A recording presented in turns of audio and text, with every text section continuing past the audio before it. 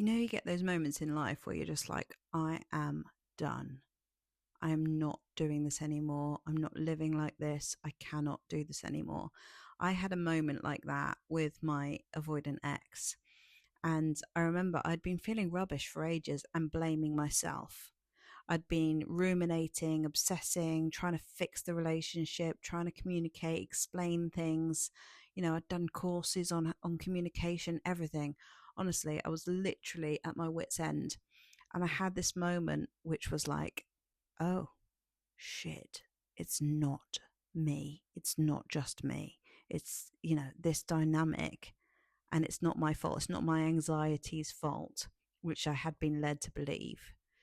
And I had an amazing coach at the time who was helping me see the dynamic. But what really made it, crystal clear what was going on was when another family member came to our house and witnessed the dynamic.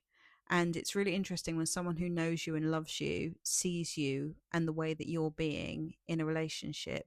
They know straight away when you're not being yourself. They know straight away when something's wrong. And it was so weird because I basically found myself having to be one way with, my family and another way with my partner. And I thought, what on earth is going on? And it looked really bad and it felt bad. And it made my partner feel really insecure. And his behavior got worse. And there was a bigger separation. And I was like, ah, this is so controlling.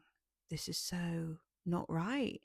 And rather than blaming myself for it, I was able to really see it for what it was with the help of people, highlighting to me that wasn't right, because when people see it, often when you're in a relationship like this, you actually hide a lot from people because you want them to see it as good. You want them to see that it's working. You don't really want to share that it's going downhill.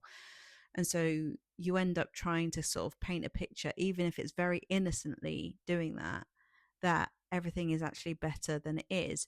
But there were very subtle things that I didn't realize were affecting me, that were little kind of looks across the room or eye rolls. And I didn't realize those things were a big deal because I'd lived with them for so long and hadn't had the contrast.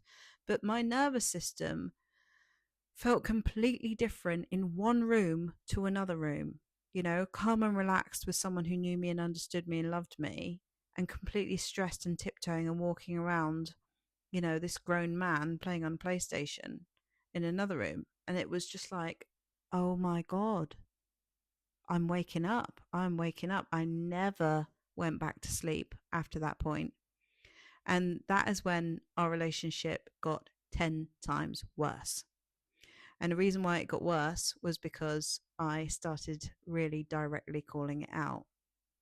And avoidants do not like being called out. They don't like it when the fantasy pops. They don't like being asked for accountability. They don't like being told that we need to talk about this difficult thing. They don't like being called out, you know?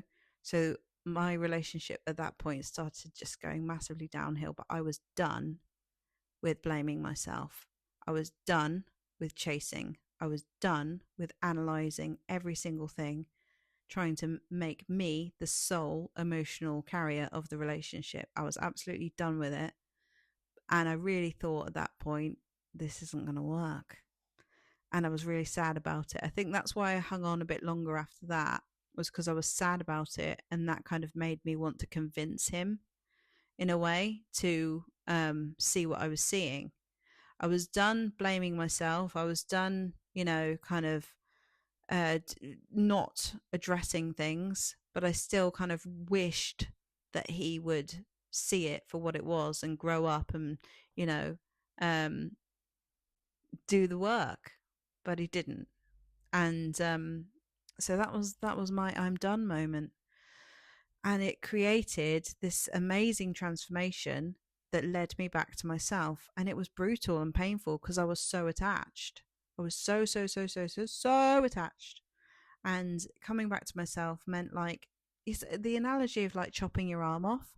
You know that film where that guy is stuck between two rocks, and he's stuck there trying to work out how he can get out. But meanwhile, he's like, he's not got food, he's not got water, he's going to die. And the only way that he can set himself free is by chopping his own arm off with a tiny knife. And that is what it's like when you really realize, I'm so attached to something that's really unhealthy and I've got to chop my arm off. I never thought I'd have to chop my arm off, but I'm going to have to chop my arm off. And it's painful. It's kind of what I ended up having to do.